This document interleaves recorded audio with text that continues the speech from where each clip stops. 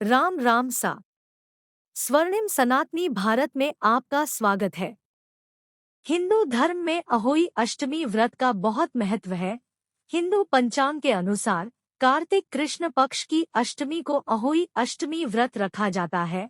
इस व्रत को माताएं अपने संतान की भलाई के लिए सुबह से शाम तक उपवास करती हैं। शाम को तारों को देखने के बाद व्रत पारण किया जाता है। कुछ महिलाएं इस व्रत को चंद्रमा के दर्शन के बाद खोलती हैं, लेकिन इस नियम का पालन करना थोड़ा कठिन होता है, क्योंकि अहोई अष्टमी के दिन चंद्रोदय देर से होता है। अहोई अष्टमी पूजा विधि।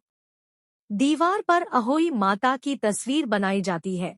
फिर रोली, चावल और दूध से पूजन किया जाता है। इसके बाद कलश में जल भरकर माताएं अहोई अष्टमी कथा का श्रवण करती है। अहोई माता को पूरी और किसी मिठाई का भी भोग लगाया जाता है। इसके बाद रात में तारे को अर्घ्य देकर संतान की लंबी उम्र और सुखदायी जीवन की कामना करने के बाद अन्न ग्रहण करती है। इस व्रत में सास या घर की बुजुर्ग महिला को भी उपहार के तौर पर कपड़े आदि दिए जाते हैं। अहोई अष्टमी व्रत कथा। एक बार की बात है, घने जंगल के पास स्थित एक गांव में एक बहुत ही दयालु महिला रहती थी। उसके 7 बेटे थे। कार्तिक महीने में दिवाली उत्सव से कुछ दिन पहले महिला ने अपने घर की मरम्मत करने और उसे सजाने का फैसला किया।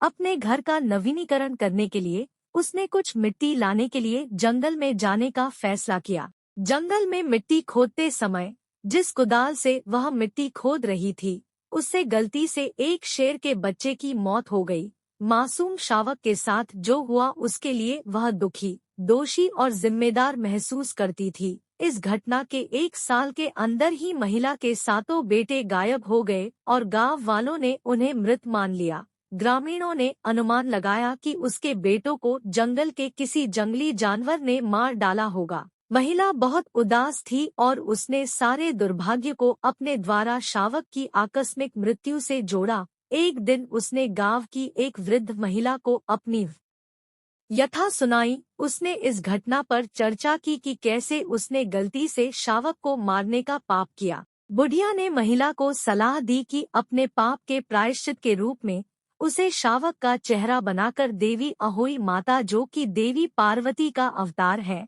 की पूजा करनी चाहिए। उसे देवी अहोई के लिए व्रत रखने और पूजा करने का सुझाव दिया गया, क्योंकि वह सभी जीवित प्राणियों की संतानों की रक्षक मानी जाती थी। महिला ने अष्टमी के दिन अहोई माता की पूजा करने का फैसला किया।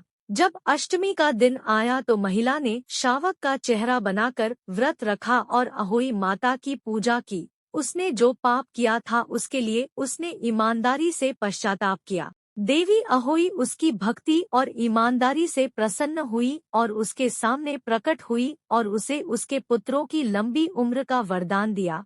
जल्द ही उसके 7 बेटे जीवित घर लौट आए। उस दिन के बाद से हर वर्ष कार्तिक कृष्ण अष्टमी के दिन माता अहोई भगवती की पूजा करने का विधान बन गया। इस दिन माताएं अपने बच्चों की सलामती के लिए प्रार्थना करती हैं और व्रत रखती हैं।